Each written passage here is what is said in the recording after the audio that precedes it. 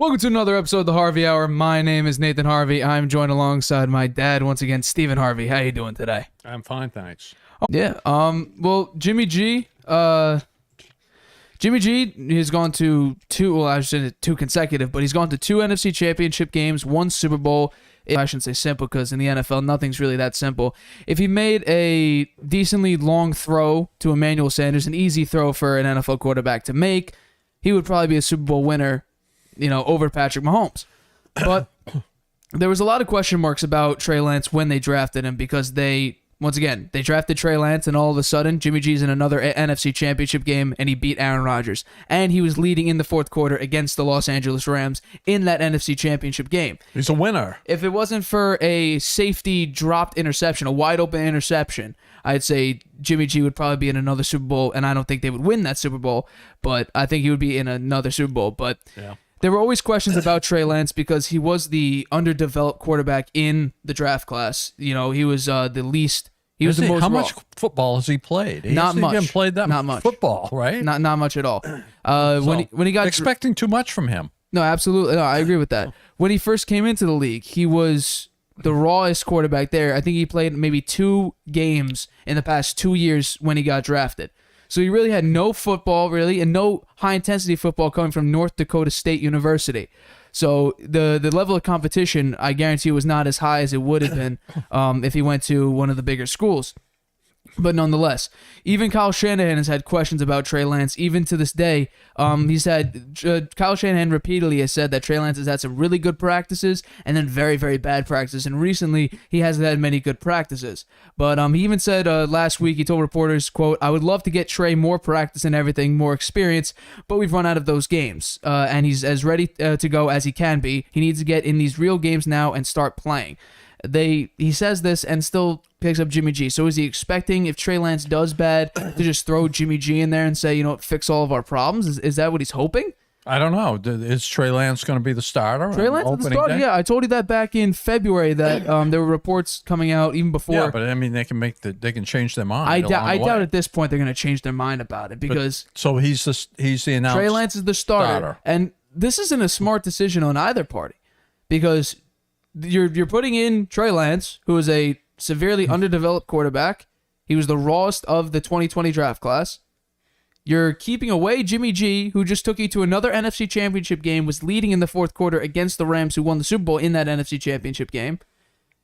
Jimmy G beat Aaron Rodgers last year in Lambeau in Aaron Rodgers conditions.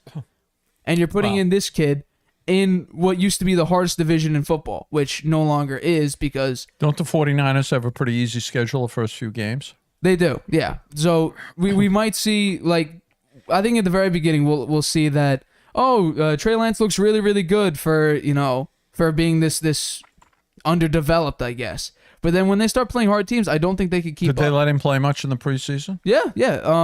If I think I have the preseason stats here, if I'm not mistaken. He struggled against the Texans pass rush, and the Texans we're talking about here. So not many, and he has the one thing that Trey Lance has that is better than most quarterbacks in the NFL is his plethora of talents. If you put in a good quarterback, that's a Super Bowl roster. Period. If you put it in a developed quarterback, that's a Super Bowl roster, hands down, because just the talent at every position. You have George Kittle, your tight end. You have Brandon Ayuk, Deebo Samuel as your wide receiver 1 and 2. George Kittle. Sorry. Who'd I say? George something. I don't know. George Kittle. George Kittle at your tight end, so he's great. You have the highest rated player by Pro Football Focus as your left tackle. The highest graded tackle in the history of the NFL and the history of that site.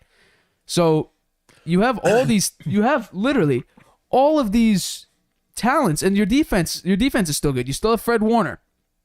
You have an upgraded secondary. So I don't understand why they would do this because Jimmy G is still there. I guess they think maybe Trey Lance can make more plays than Jimmy G. Well, they're looking at Jimmy G as insurance now.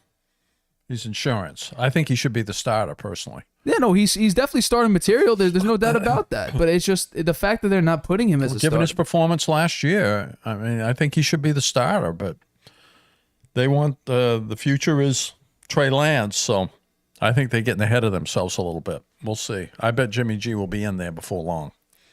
I mean, what Who's the first game against? I'm not too sure, actually. I could look that up right now, though. But, I mean, regardless, I think it's going to be very, very difficult for Trey Lance, period, just because of they're playing the Bears week 1, so that should be easy. They should be winning that game. The first 2 games should be wins. Who's the second one? At Bears, and then home for the Seahawks, who has Geno Smith as a quarterback. Yeah. And then you go at Broncos, home against the Rams, at Panthers, and then at Falcons.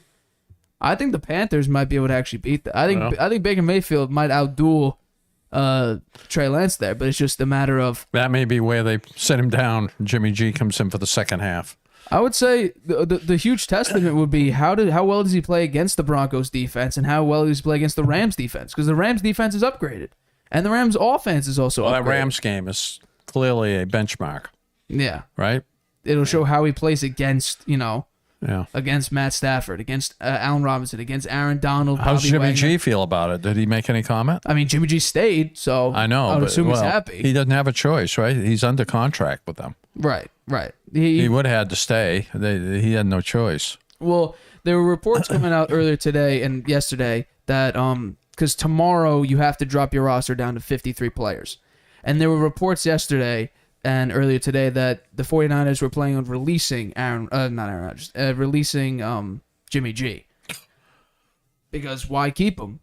He's used a $26 million cap hit towards your team. But they restructured the deal, and now it's a 1-year deal, I think base salary of $6.5 million. And how much cap?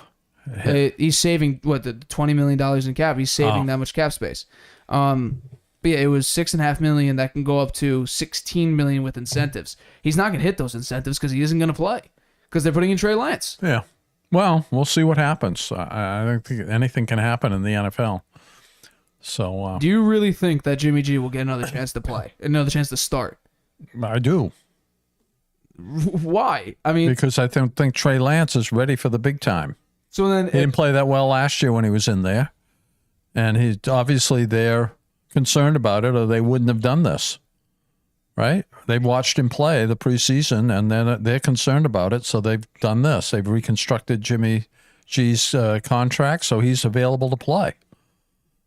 That's true. So I think Trey Lance is going to have to step up, and they better have a winning record, a very good winning record when they beyond that Rams game. Or I think there's a good chance that you'll be seeing Jimmy G on the field.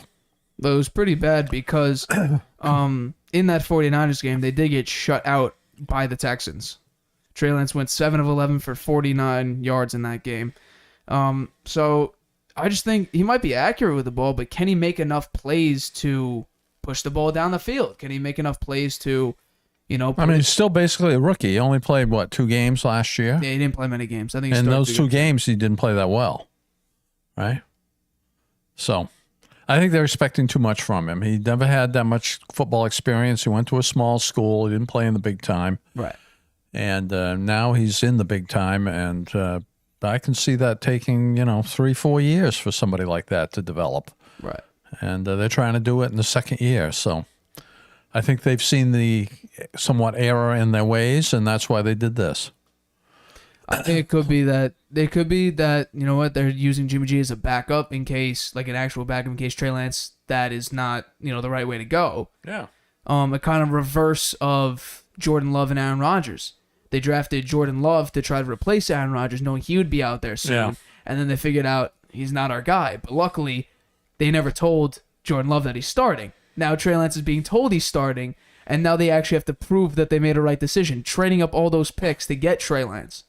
Let's see how good. Yeah, but he's only a second-year player. I know. It's not like he's been around 5 years and they've been trying to. But they're going to expect a lot of them because of what they just did. They just went to an NFC Championship game. I think that could, that's a lot of pressure on a young guy. So, of course it is. Of course it is. Somebody who hasn't had had very little football experience, even playing football, let alone playing in front of 60, 70,000 people. Yeah.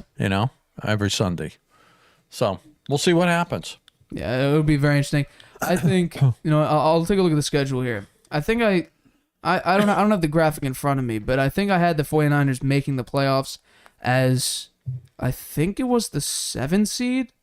It was either the 5th or the 7th seed, but I had them making the playoffs. I think it was the 5th seed. Yeah. I want to see how Jimmy G plays because once again, it's the Bears and Seahawks, which should be wins. Broncos, Rams, and Panthers. I think the Panthers. Did they let him play much in the preseason, Jimmy G? Yeah. Oh, Jimmy G never played in the preseason. No, he never played because he was coming back from his shoulder injury, and he wasn't practicing with the team. He was practicing on his own, getting in shape there because he requested a trade. He was supposed to be going. He already said back in I think it was June or July. He basically said goodbye to the 49ers franchise. Well, that's another reason they'll let Lance start the first game because Jimmy G hasn't played at all. Right. But this schedule is incredibly hard when it gets to midseason, right? So the first 5 games: Bears, Seahawks, Broncos, Rams, Panthers. I think there's a serious shot, and yes, I am saying the Panthers may cause trouble with that. I think he can go 2-3, 2-3, because they would lose to the Broncos, Rams, and I think Panthers, and they would only beat the Bears and the Seahawks. Because those are two both bottom tier franchises. I think their chances against the Panthers are pretty good. I think Baker Mayfield could outduel him. Maybe, but I think the rest of the team, the 49ers got a much stronger team. No, they do. The rest of the team. No, they do. Yeah, I just think that maybe Trey Lance will be able to make the big plays that it might be needed. And I think Baker Mayfield takes those risks that Trey Lance I don't think is ready for yet. But let's say, okay, you say they go 3-2. I say they go 2-3. Let's just say that. Then they go to the Falcons. That's a win regardless. So we're each at You're at 4-2. I'm at 3-3. Chiefs, Rams, Chargers, Cardinals, and then Saints, and then Dolphins, Bucks. All that middle section of that schedule. That's gonna be very tough. Hard. I think the potential wins are the Cardinals and the Saints. I think the Cardinals just because of the defense, but Kyler Murray still could extend plays with his legs. I think he's developed quarterback compared to Trey Lance, so I think that'll be a challenge. And then the Saints. The Saints have a great defense. My guess would be they have a top 5 defense right now because they have great backers. They still have Cam Jordan.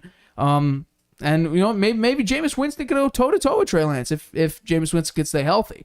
But I mean that'll be all dependent on that. I honestly would say the Buccaneers game would be closer if Jimmy G was starting. Probably will be. Because I think Todd Bowles, and I'm not sure who the defensive coordinator is for the Bucs, but I think Todd Bowles is just going to blitz the hell out of Trey Lance, overwhelm him immediately. So it would be very, very short game. I think a lot of the Bucs receivers Bucs cornerbacks would press, so it would give Trey Lance very little time to make plays. And I just think Todd Bowles is going to blitz him, and I think that's going to cause serious trouble for Trey Lance. And then the season ends with the Seahawks, Commanders, Raiders, and Cardinals. Then again, that I consider 2 wins. Raiders and Cardinals, I think they're going to lose to them. So I might have to look at this seriously and realize that Trey Lance is the official starter. I might need to. I don't know. Based on what you just said, they might not make the playoffs. That's what I'm saying. I might need to amend my. I am going to amend, but I might need to update the position, drop him out of the playoffs potentially. The only question is, who do I include? And I don't think they had a winning record based on what you just said, right? I think I have them going probably 8-9, 8-9, 7-10. But yeah, because the only wins that I think are the Seahawks, Commanders, Saints, Seahawks, Bears, Falcons. That's 7. Yeah, 7-10, with the potential of Cardinals maybe split. So 8-9, 7-10. Yeah. 9. So I mean, it's gonna be interesting to see how Trey Lance does because Kyle Shanahan with young quarterbacks, he does well, or with any quarterback really. He's a quarterback friendly coordinator and coach. So it'll be very interesting to see what goes on between Trey Lance and Jimmy G and the 49ers. We're moving on to our next topic here. Brady, the NFL top 100 ranked its player. The players ranked each of the players to see who is the top 100 best players in the NFL, with Tom Brady eking it out over back-to-back MVP Aaron Rodgers, and also who people are arguing could be the greatest defensive player of all time, Aaron Donald. Brady topped them both.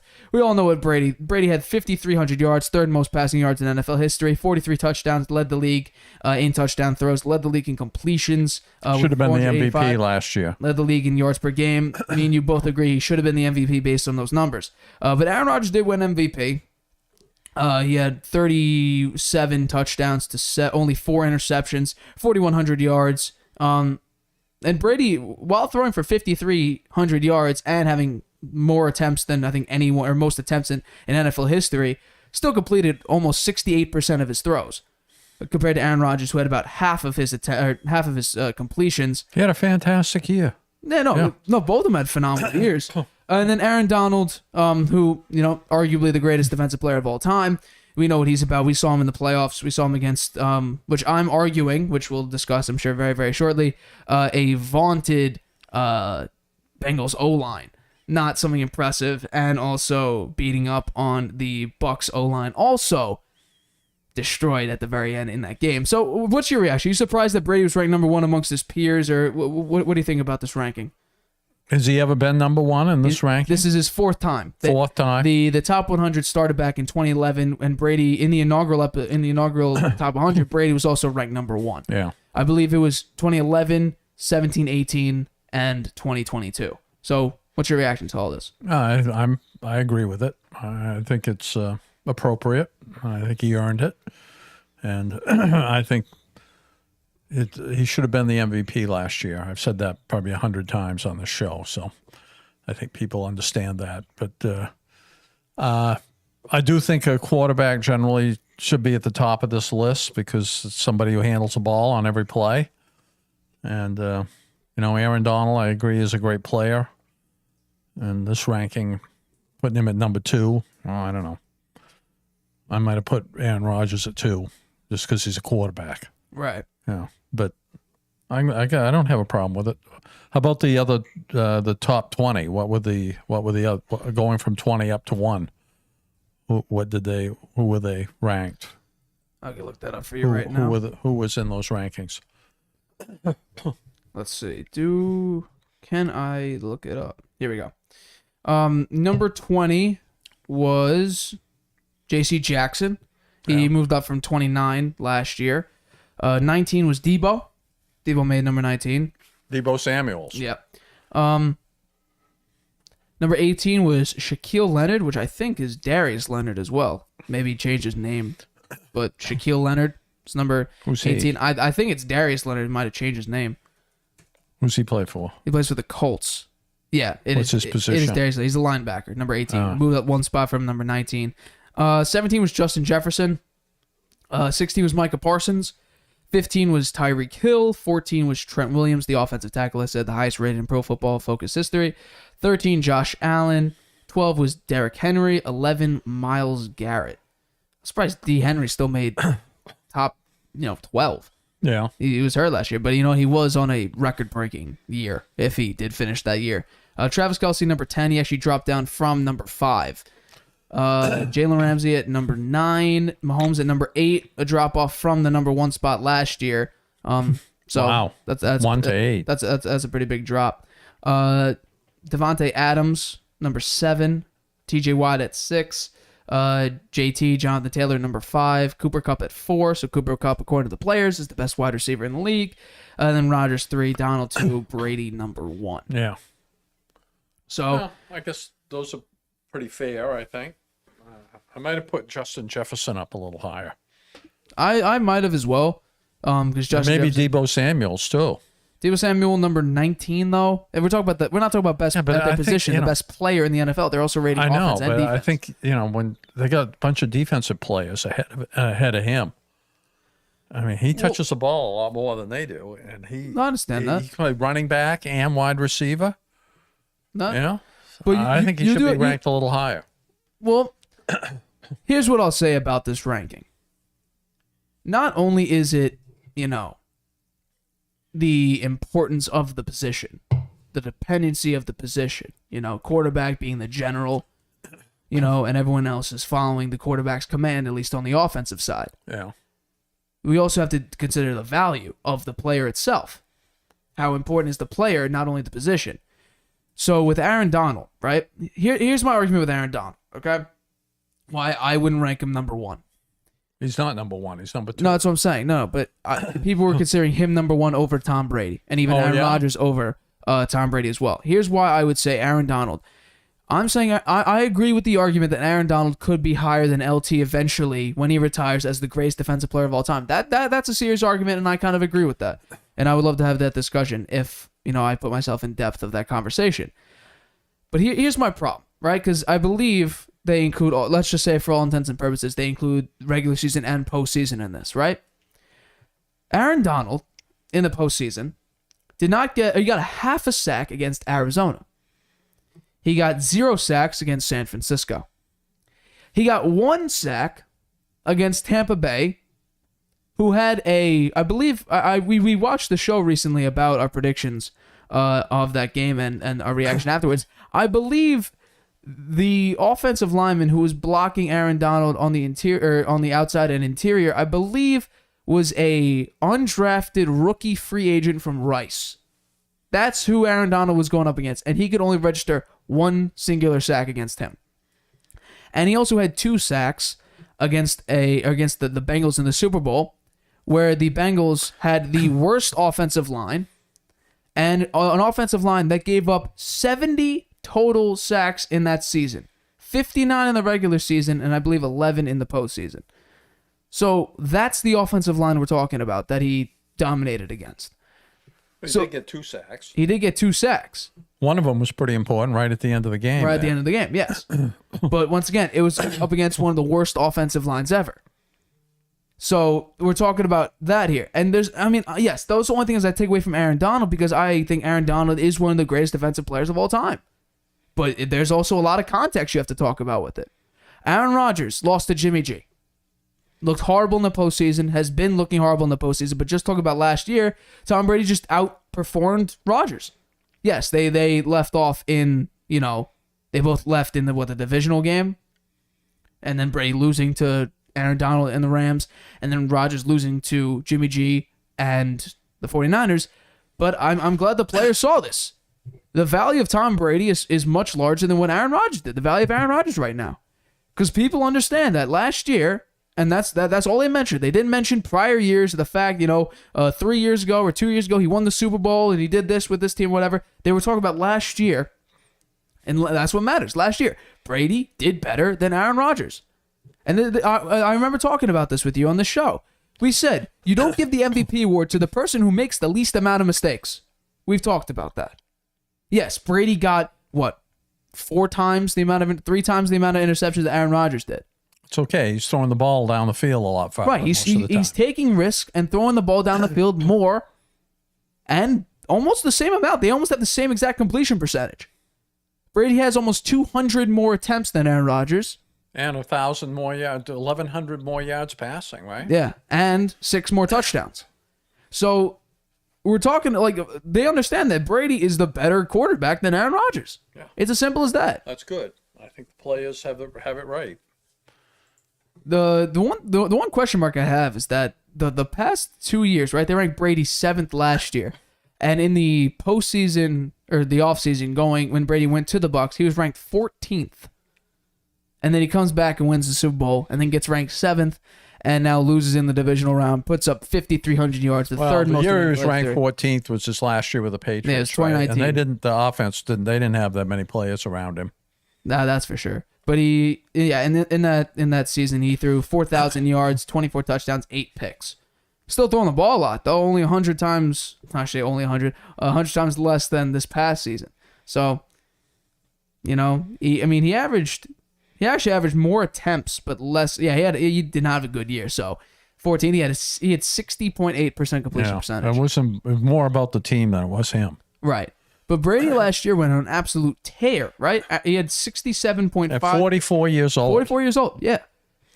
Rodgers, right? I mean, that was the oldest player in a position, a regular player in a position in the history of the NFL, right? I don't think anybody played a whole season like he did at quarterback at 44 years old. Well, the only one that I think about is George Blanda. Yeah, but he was a place kicker. Right. When he got to that age. Right. He wasn't out there playing quarterback every play. Right. So if and this year, at 45 years old, 2 years in a row, I don't think anybody there hasn't been a player that's done this. Right. Well, Brady does have he is the oldest scorer in the NFL at 40.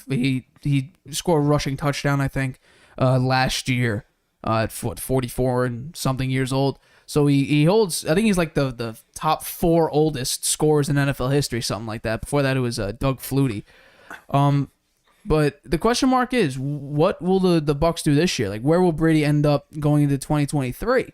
If he retires, I think they'll still have to include him in the ranking because it's the ranking for the previous season. Yeah. Well, if he retires, then they probably won't include him.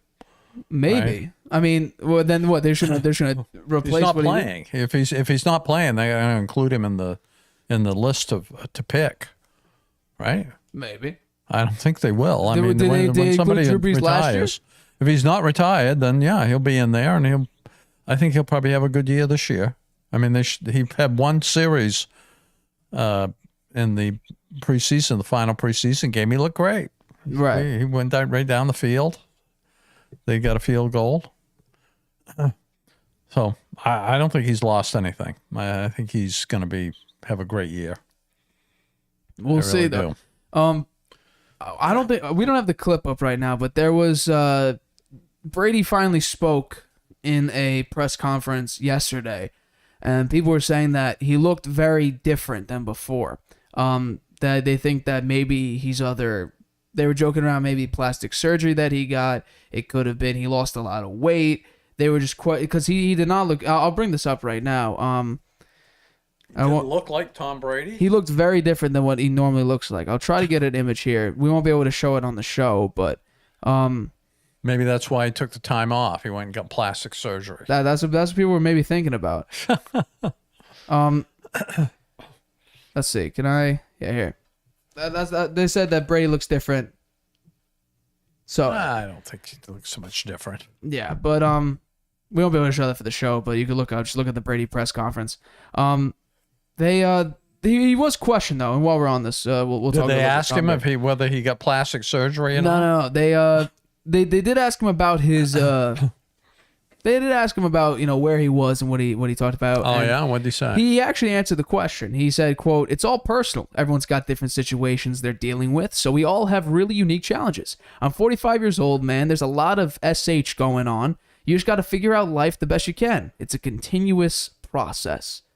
Once again, so he didn't say what he was doing. We predicted that when he gets asked about it, I'm sure there'll be an ominous and questionable response to when he gets questioned about it. And yeah, I would say that there's a lot of stuff going on in his life. He's 45 years old, and he was asked, There's a lot of stuff going on in all of our lives. Right. I mean, if you're under contract to play football, and you're not there, then people have I guess there's a question: what were you doing? And he didn't really say. That's how it always is, though. I mean, yeah, he's in the public spectrum. Do you really expect him to say, "Oh yeah, by the way, I was chilling in the Bahamas with my wife and kids"? Like, you're gonna say that? I'm surprised somebody doesn't know where he was. I think there's people out there, the paparazzis out there watching to see what he's doing. Hey, it's the football paparazzi. Well, early on when Brady first came back, there were rumors that he went to the Bahamas, but then the Tampa Bay writer Rick Stroud said that the 11-day hiatus was not a vacation. So we got two conflicting reports. It's about, If it wasn't a vacation, does this guy know what it was? I don't think he said, but the way he, I guess, figured it out was that it wasn't so pleasant, or that it just wasn't a vacation as people thought of the Bahamas. But I think, I think it was an obligation to his family. Like I said, I think it was a vacation, just because, you go 11 days, you miss practice for 11 days, and you come back, and I don't know. Who knows? But yeah, he did make a comment about that. He finally answered the question. But yeah, at Brady, deservingly so, ranked number 1. Yeah, I didn't expect anything less than that. We'll move on to our next topic here. We're talking about Carmelo Anthony. Carmelo Anthony. There was a report coming out. ESPN writer came out with a comment saying it's an analyst. He said that Carmelo Anthony's best option would be a New York Knicks reunion, because there was a report coming out that the Los Angeles Lakers were not interested in re-signing Carmelo Anthony. And then, do you think that this is a smart idea? Do you think Melo should just get up and retire? What do you think is the best option for one Carmelo Anthony? I don't know. Do you think the Knicks would be interested? I mean, that depends on how much the I'd owner. Be surprised. It depends on how much the owner and GM listen to the noise outside. I think the Knicks fans would love this. But do you think it's a smart idea for the Knicks organization to go out and get Carmelo? To be a starter? That's the big question mark. What would you do with him?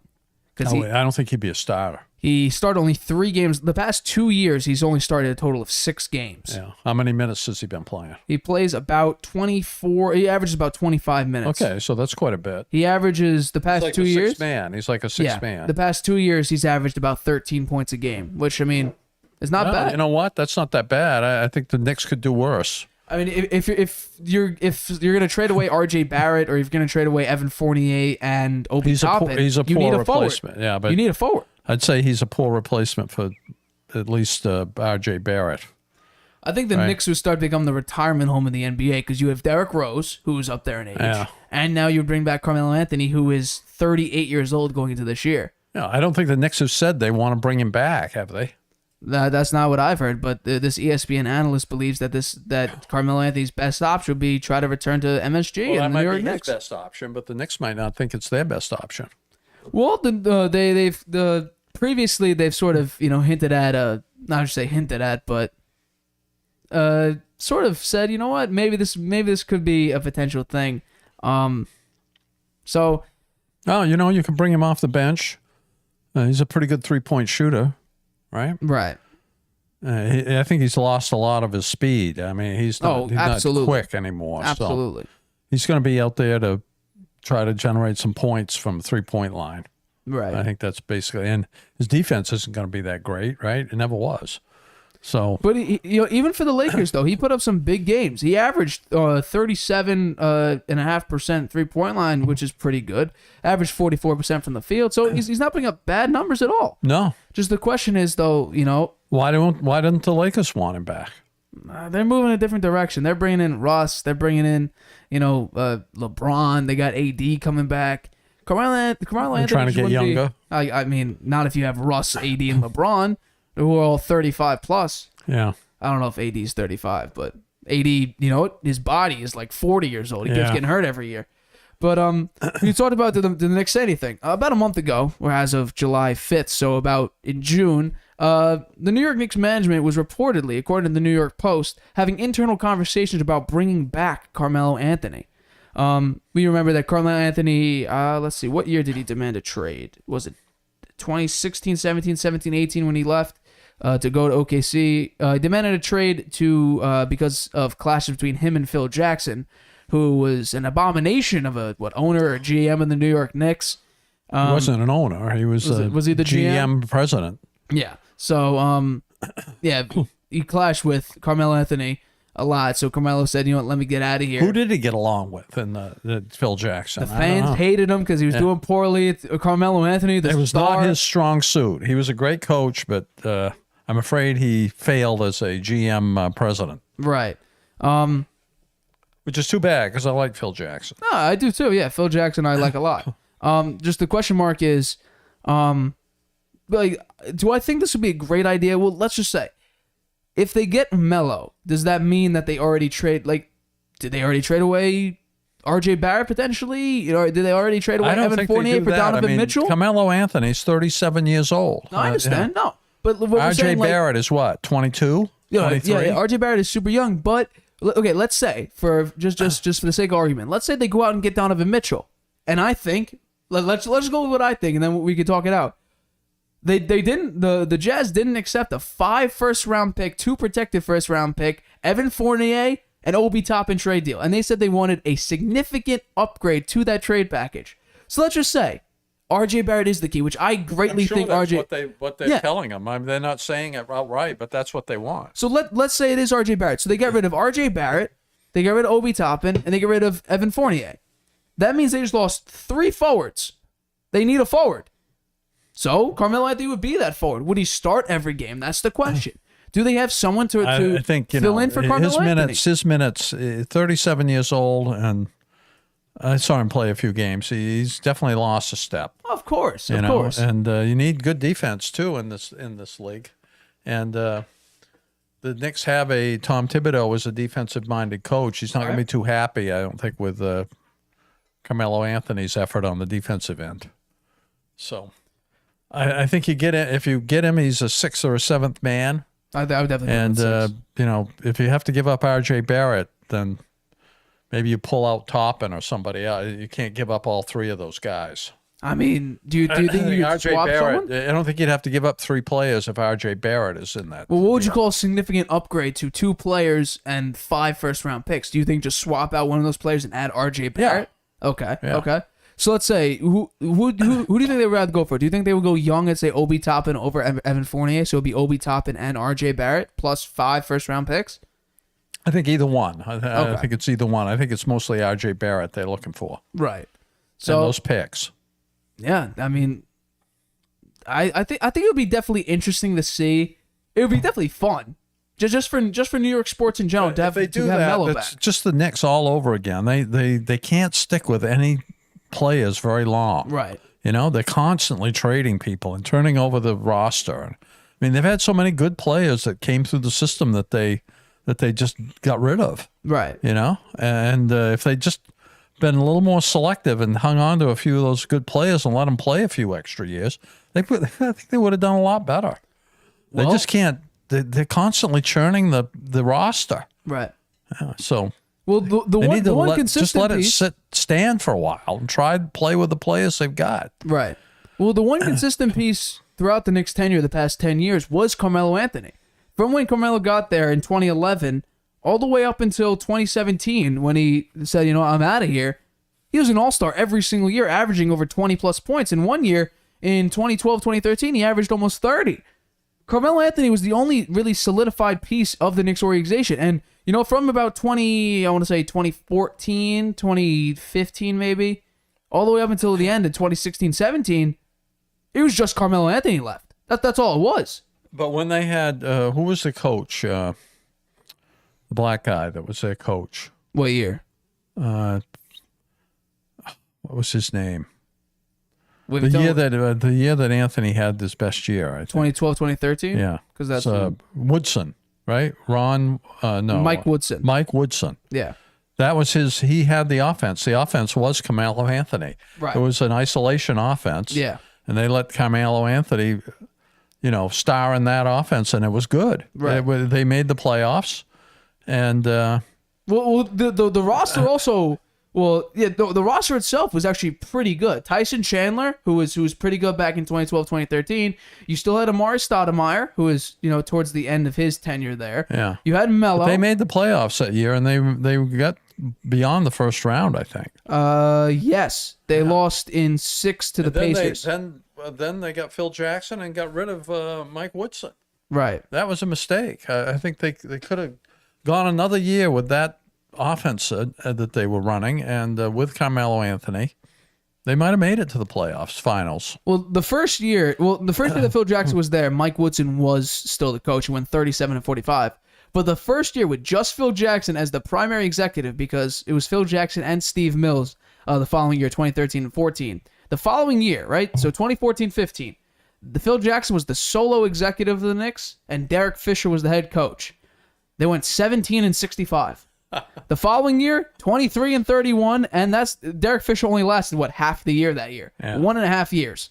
I guess Mike Woodson, he didn't. I was wrong. He did get to coach another year, but he didn't do that well. No, he didn't do that well. I'm not sure what happened. Why he didn't do so well. Just the Knicks, I guess. Yeah, that is just the Knicks. But I think this would be definitely entertaining to see. It would kind of just be. I do think it'll be like. Well, he's going to land somewhere. He played well enough last year to get a job somewhere. Oh yeah, absolutely. He helped the Lakers in a lot of those games. He had a couple of stretches where he was nailing threes down almost every single time he shot the ball. The thing with the Lakers is that every player seemed to have a green light. Just say shoot whenever you want. Carmelo had the greenest light on the team. So I think it would be interesting, but I think it would be like a last-ditch effort. Who's the Lakers coach this year? What's his name? It's the same guy they've had? No. They got rid of him, right? What's his... why am I forgetting? It's... The guy who used to be the Pacers coach, was there for a while. I'll look it up right now. I just had the name at the tip of my tongue. Last year, they had Frank Vogel. That's it. Yeah, and this year, they have Darvin Ham. Okay. Who was, last year, he was Milwaukee's assistant head coach. Or assistant coach, yeah. So you bring in a guy who's pretty good, I think. I mean, if you're the assistant coach of Milwaukee, I say you are good. The question is, though, the Lakers have a lot of trouble they need to get done. They have a Russell Westbrook issue, who they're paying him $46 million to lead the NBA in turnovers and put up 33% shooting from the field, which is not good. You have he has to deal with Anthony Davis, who consistently gets hurt, and then you have LeBron James, who is aging but still really, really good, who also seems to be getting hurt recently, amongst a plethora of other teammates who need to show up. So I mean, they also have, and we also have a big problem. They got Patrick Beverley. Patrick Beverley and Russell Westbrook hate each other. Yeah. So they have an internal conflict between them two, and not only that, between Patrick Beverley and Russell Westbrook against the fans, it seems like the owners and the rest of the teammates on the Lakers. So it's a whole mess there. So with the Carmelo thing, I would say, you know what, it'll be interesting to see. I mean, I would enjoy watching him on the Knicks again, but if I'm talking like an NBA executive or an NBA head coach, I'm like, he wouldn't really do that much. Yeah, right. I'm sure he'll have his moments. 4 or 5 games in the year, maybe we could start him. Yeah. He puts up 14, 15 points, but I don't know.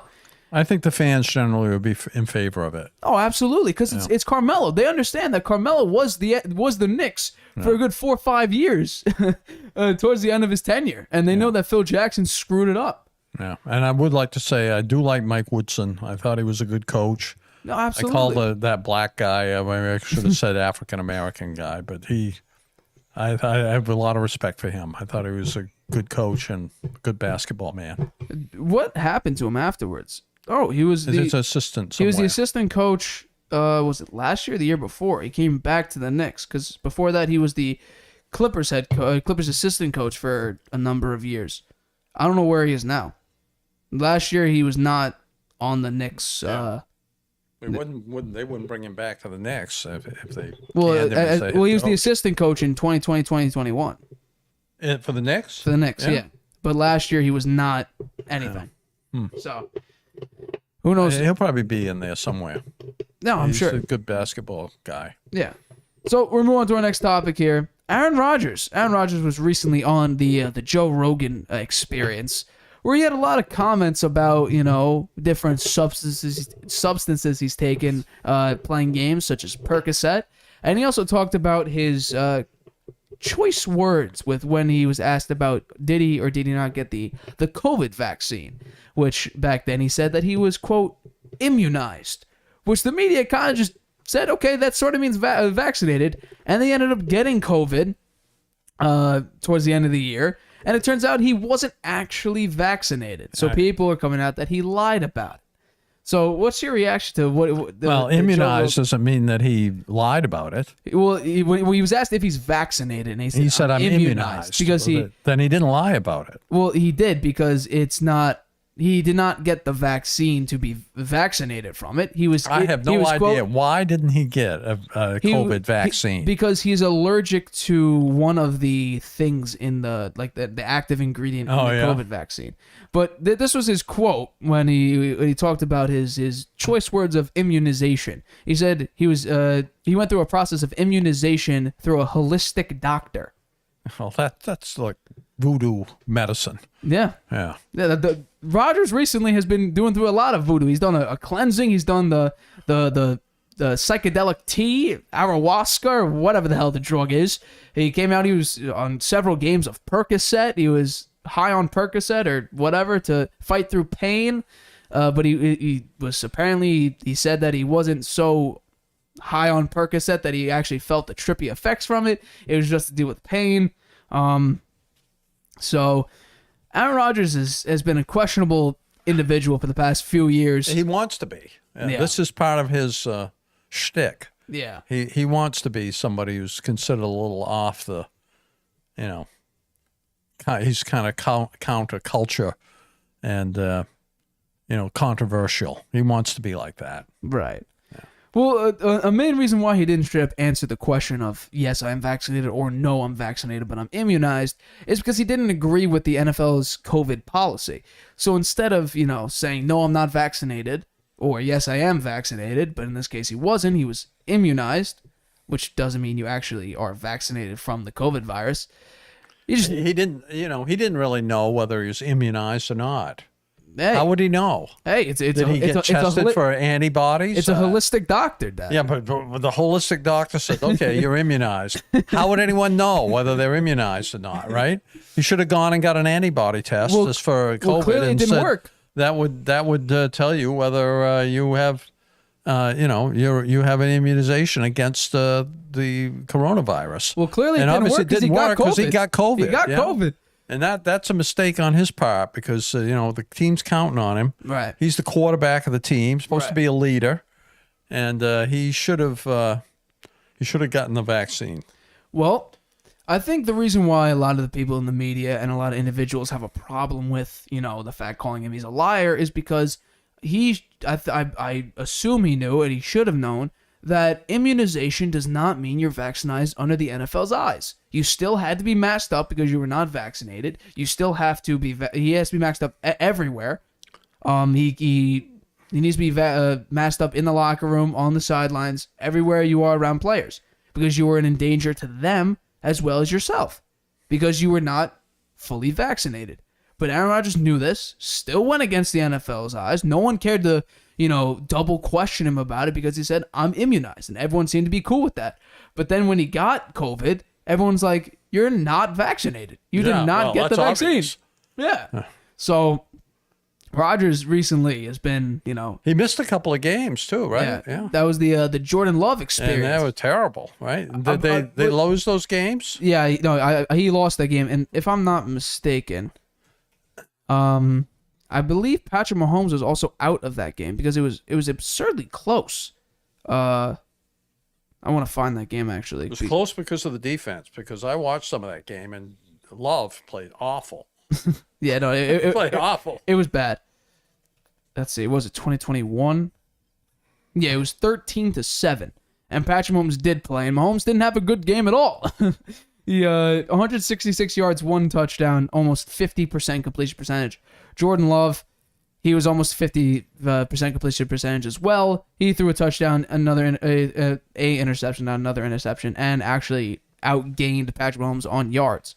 So there was a chance that Jordan Love, in his first start, could have beaten Patrick Mahomes, which that would have been something. Yeah, well, if he'd even played respectably, he probably would have won. Oh, it was 13-7, right? He just played awful. Yeah. If he'd played even respectably, just managed the game, he would have won the game. Right. Yeah. So well, the last touchdown came in the fourth quarter, so it took him 3 quarters just to score a singular touchdown. I saw that game. I watched that game. I couldn't watch it. It was so boring. I know, it was boring. It was terrible. It came with 4:54 left in the fourth quarter. Yeah. So it was a mess. It was an absolute that entire game was just a mess. Yeah. Well, won't be long before the season starts. We got about another week or so. So we have to do our picks. We will for the season and also for the first week of the season. Those games. The point spread's probably not out there yet, right? There's well, let's just I doubt there is, but we'll see. There are opening lines. Yeah, there are opening lines. We'll do that. What are the opening lines right now? You want to get to it now? I'm not. Just for as we wrap up here, we don't have to make any picks, but I'd just like to know what the opening lines are. The Bills Rams is Bills -2.5. Where's the game played? At Rams. Ooh, at Rams. And they have the Bills favored? Yeah. I don't believe. Wow. Saints are -5 at Falcons. Who is? Saints. Okay. 49ers are -7 against the Bears. That's a given. Bengals are favored -6 versus the Steelers. Yeah. Let's see. Is this? Oh, here we go. Eagles are -4 at Lions. Yeah, maybe. Dolphins are -3 versus Patriots. I don't believe that one. I do. Ravens are -7 at Jets. That's interesting. The Rams are playing the Jets. Ravens. Sorry. Ravens. Commanders are -3 versus Jaguars. Panthers are -2 versus Browns. That point spread actually went up since the last time I checked it. That's the Panthers, right? Yeah, Panthers against the Browns. Yeah. Colts are -8 at the Browns are the Panthers are favored. Yeah, -2. Yeah. Let's see what else we got here. Colts are -8 against at Houston. That's a given. Yeah. Titans are -6 versus the Giants. That's also a given. This is some. I'm a little bit shocked by this actually. Packers are -2 at Vikings. I'm picking the Vikings plus. Yeah. I'm picking the Vikings +2 on that one. You have the Vikings winning like 13 games this year. Yeah, I do. I might have changed the amount of wins I have, but yeah. No, regardless, if the Packers are -2, I'm taking the Vikings +2. 1,000. But that you know what? That's gonna be a Harvey hot hand right there. I'm making this announcement right now. We aren't even ready to do this. My Harvey hot hand. I'm picking the Vikings +2 over the Packers. Yeah. Chiefs are -3.5 over at Cardinals. Chargers are -3 versus the Raiders. Buccaneers are only -1.5 at Cowboys on, I believe this is Sunday Night Football. Broncos are -6 at Seahawks. And that's the rest of the games for I'd say week most one. of them I think seem pretty accurate, except I don't think You don't trust the Dolphins one. I think that's going to be my hot hand. I'm You're picking the Patriots +3 to win that game. Oh. I don't know about that one. Since they won in Miami, one of these times they're going to do it, and this is the time. How many times? Because they lost last year in Miami. They haven't won in Miami in years. Yeah. It's been a long time. Yeah. I think Brady lost to Fitzpatrick in 2019. Yeah, then they had that game where in the last play of the game they lateraled it down the field and Gronk couldn't make the tackle at the end. Yeah, that was the Miami unbelievable. Miracle? They had the game won and they blew it on the last play. Right. Jay, so they're due. They're due to win a game down there. This is the year. Right. Yeah.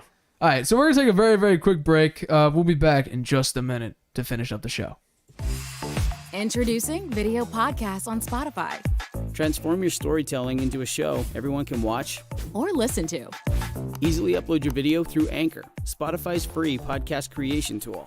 So whether you're showing off a new recipe Interviewing an exclusive guest, or uncovering the next mystery, you can now reach a whole new audience with Spotify. podcasting just became more than audio. Create with Anchor, watch on Spotify. You have a lot to say. Maybe you've thought, I should start a podcast. Meet Anchor, the easiest way to make a podcast ever. It's a powerful mobile app and web tool that lets you record a podcast anywhere and distribute it everywhere. It's great whether you're a seasoned pro or just starting out. And it's 100% free. You can record your show straight into Anchor on your phone, iPad, or the web, using any mic you want. Record alone or with friends or co-hosts anywhere in the world. You can add background music and transitions, and your listeners can send you voice messages that you can incorporate right into your next episode. If you want to produce your show using another app, you can upload your own audio directly from web or mobile, and still take advantage of Anchor's totally free podcast hosting. Once your podcast is ready to publish, Anchor can automatically distribute it to every major podcast platform. That includes Apple Podcasts, Google Podcasts, and Spotify, so your listeners can hear your show wherever they want. And on the web, you can see detailed analytics about how people are listening. Plus, you'll get a great-looking profile page where anyone can listen to your podcast or subscribe to it. And if you want to ask your audience to support your work, Anchor makes it easy to collect monthly payments from the people who love your podcast and want to see it grow. You really don't need a recording studio, expensive equipment, or a bunch of technical knowledge to deal with a podcast feed. Just get started and join the diverse community of podcasters already on Anchor. We can't wait to hear your podcast. Welcome back to the Harvey Hour. My name is Nathan Harvey. That's my dad, Stephen Harvey. And to wrap up the show, we're going to talk about a topic that I know you will probably get heated by, and that is Keyshawn Johnson said that he likens Mac Jones to bad macaroni and cheese after the Patriots' rough preseason, after that despicable loss, which I predicted a blowout, 23-7 or to 6 actually, with the Raiders. So, what's your reaction to Keyshawn John's harsh criticism against Mac Jones and the Patriots? Doesn't know what he's talking about. Why do you think that? Because Mac Jones hardly played in the preseason. Okay. I mean, the few series he was in there, he had 2 very good drives. Right? He started off I pretty mean, he rough, only had though. like 5 or 6 drives. He had 2 really good drives. And the first 2 drives he was in there and the whole season were lousy. But, 3 and you out. know, that's the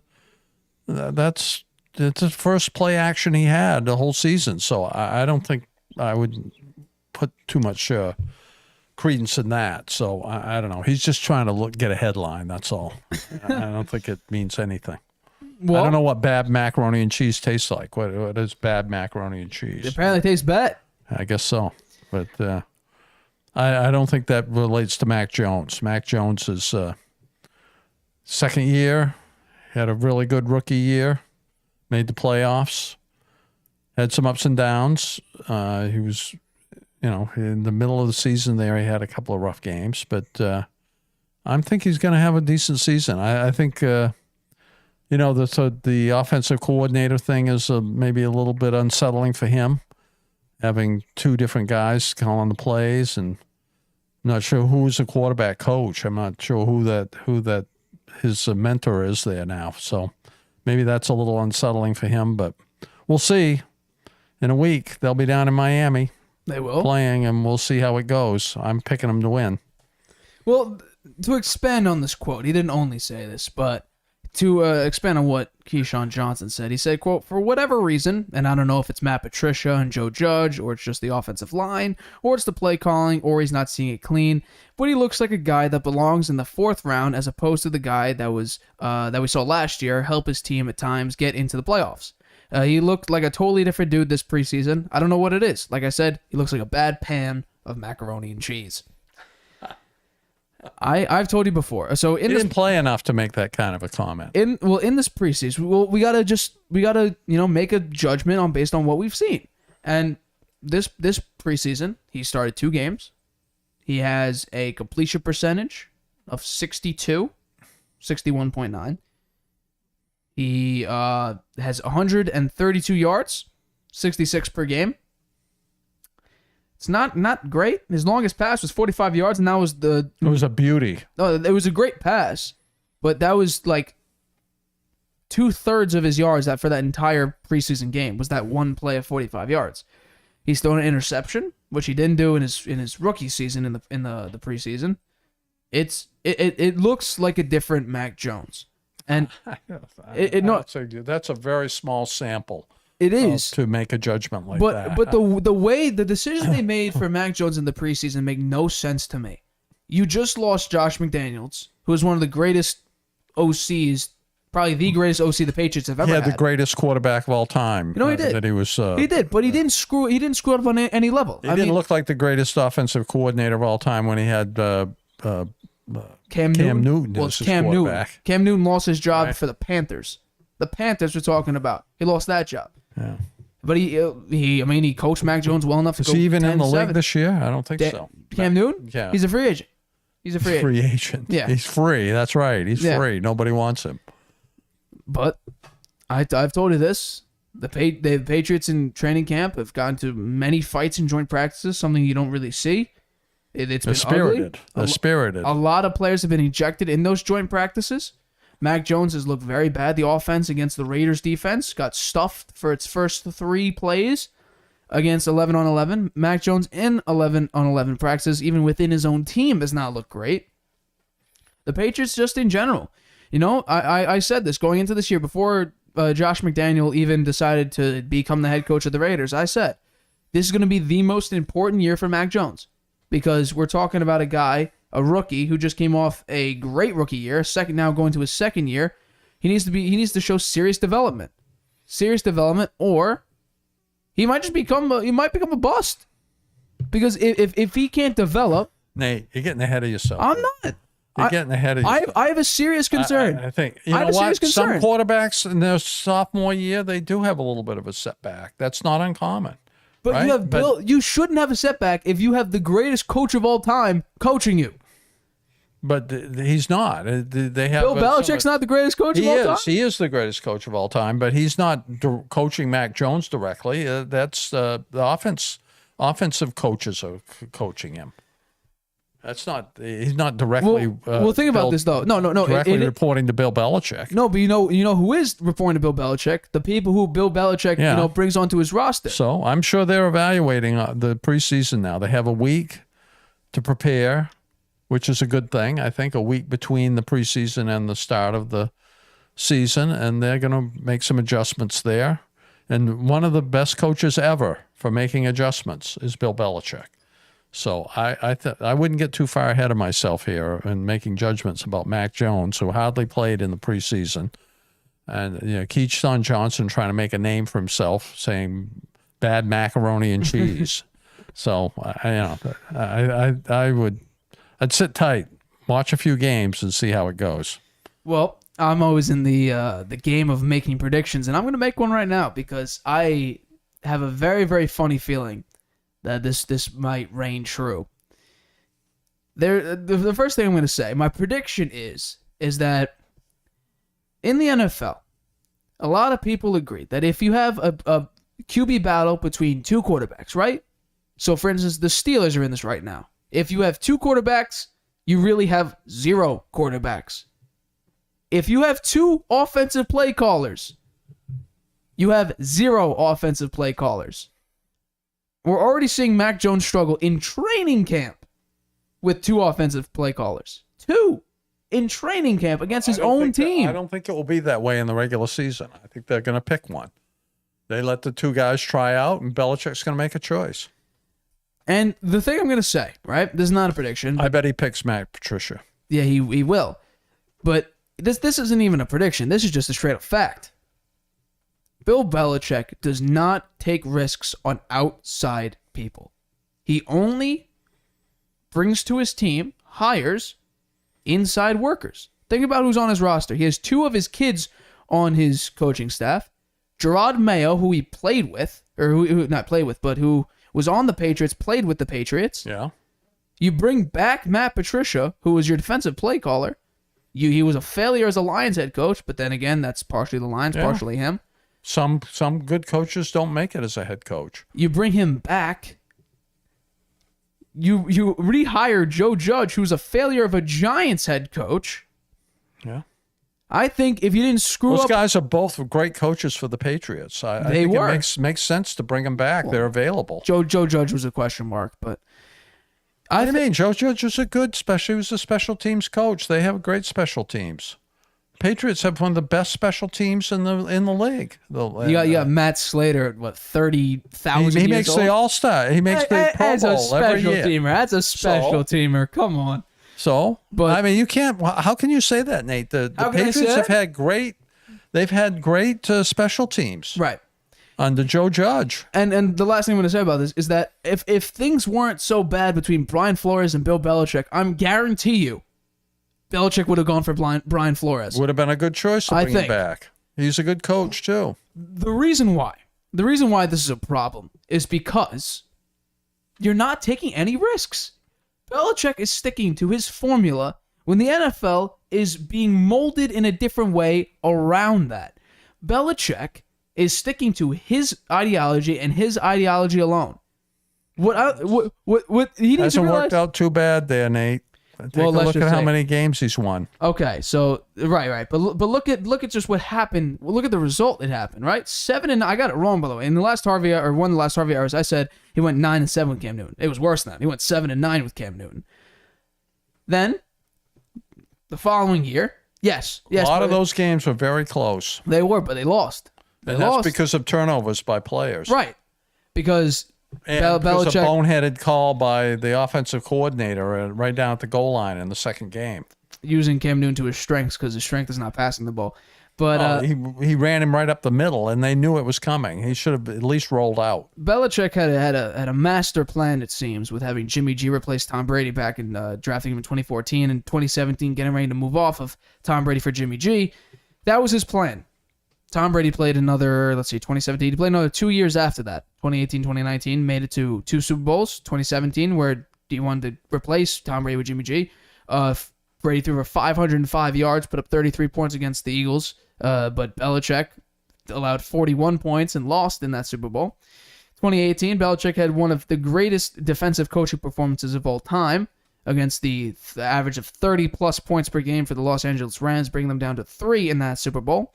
Then in 2019 was Brady's final year of the Patriots. Belichick had no backup plan for Tom Brady. The backup plan was Brian Hoyer or Jared Stidham. Jared Stidham is currently on the Raiders, and Brian Hoyer is a career backup.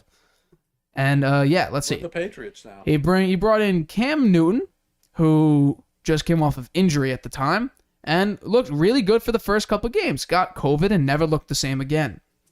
The following year, he made the smart decision of allowing rookie Mac Jones to start the game. He went 10-7, but the last 2 times he played the Buffalo Bills, his defense, which he's known for, didn't allow Josh Allen or the Bills offense to punt once. And in that, yes, you say, well, he made the playoffs. Well, in that playoff game, he allowed 45 points. And once again, first of all, the Bills broke an NFL record for the amount of touchdowns in a game, scoring drives in a game. 45 points. And once again, did not force the Bills to punt a singular time. Did they even get to 4th down in that game? I don't think they got to 4th down in that game in the playoff game. That's the Bill. Obviously, if they never punted, I guess. Well, I'm saying they might have gone for it. I think on 4th. they went for it a few times. Yeah. But that's the Bill Belichick that we're doing right now. The teams that are successful right now in the league: Kyle Shanahan, offensive-minded.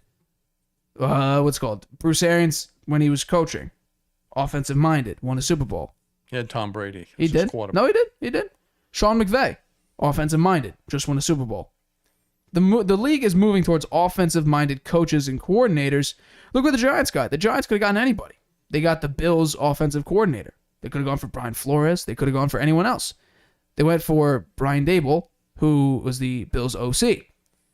So the league is moving towards offense, and Belichick is sticking to defense. And his defense, he just gave up the number 1 cornerback in the league.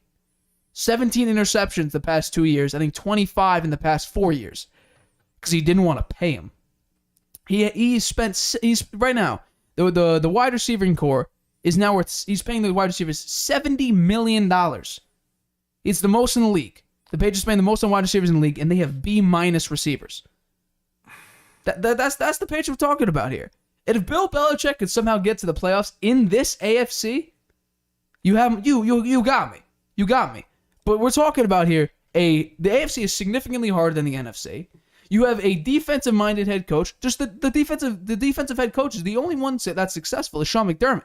And that's because he had Brian Dable, who fixed Josh Allen, because very, very early on in Josh Allen's career, it wasn't looking too pretty for him. But Mike Tomlin, he's not as successful as he used to be. Bill Belichick, not as successful as he used to be. We're talking about all these defensive... We'll see. We will. No, we will. But I have a funny feeling that we're going to see Mac Jones do pretty poorly. Mac Jones almost completed 70% of his throws last year, almost hit 4,000 yards. I'm looking at probably 62% this year. You know, he might put up more yards because he has. You know what? I think they'll let him throw the ball down the field more this year, right? His second year. They didn't let him do that last year. They have no one that has separation, though. They got Tyquan Thornton, who I don't even think will be on the wide receiver rotation. I think he'll stick to punt and kick returning. Yeah, that'll be my guess because he's a speedster. But I mean, because they got rid of Gunnar Olszewski, so I think Tyquan Thornton will be the next Gunnar. But I think it'll be Devontae Parker, because there's no way Thornton makes the Devontae Parker's a good receiver. Right, but I'm saying Tyquan Thornton, the only real speedster on the Patriots, I don't think he'll make the rotation for the wide receivers because they have Parker, you got Aguilar, you got Kendrick Bourne. Who else you got? Jacoby Myers. You got him.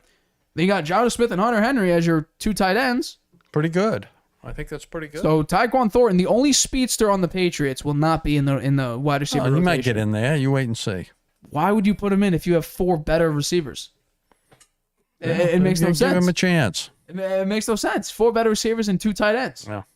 Have any of the teams cut their players yet, or are they going to all do it tomorrow? Like, no one super notable has been cut. Okay.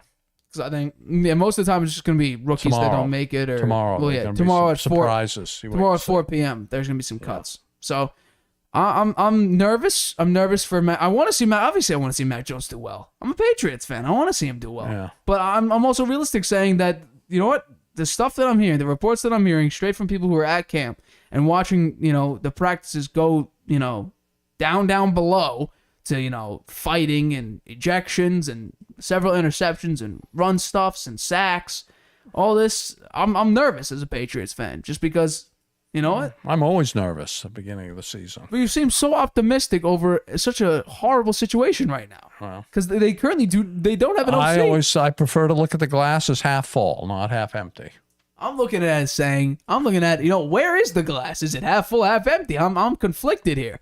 because I want to see them do well, but I'm a realist. I have to say, well, they don't have an OC, or no, I should say OC. They don't have an official play caller, and the league is moving away from what Bill Belichick is the best at. Yeah. So it's a huge question mark for me. And they open up at Miami, which is the hardest place to open up for at least for the Patriots. Yeah. And then they go to the Steelers, Ravens, Packers, and then they have a little bit of a break with Lions, Browns, Bears, Jets. They have a little bit of a break. And then it goes Colts. That will be a loss. I hate to break it to you. Jets, Vikings, and then all hell breaks loose with Bills, Cardinals, Raiders, Bengals, Dolphins, Bills. So It's a tough schedule. I'm looking at I might have actually increased the win. I gotta redo the list because I actually did the list. I think right after the last preseason game. I think I have to redo it for the show next week. But yeah, next week it's gonna be a big show. We got Harvey hot takes. We're gonna give each of our 5 hottest takes and predictions for this upcoming season. We got our first Harvey hot hand. We're gonna choose our 5 teams that we're gonna pick the spread against the spread. Who wins, who loses, who's gonna cover, who's not. We got a big show next week coming for you guys. But for this episode, unless you have any closing remarks to say, you have anything else to comment about? I'm looking forward to the football season. I'm excited. As am It's I. going to be a great year. I agree with you. But for this episode of the Harvey Hour, I appreciate anyone tuning in. My name is Nathan Harvey. That's my dad, Stephen Harvey. We are the Harvey Hour. We will catch you guys next week. Bye-bye.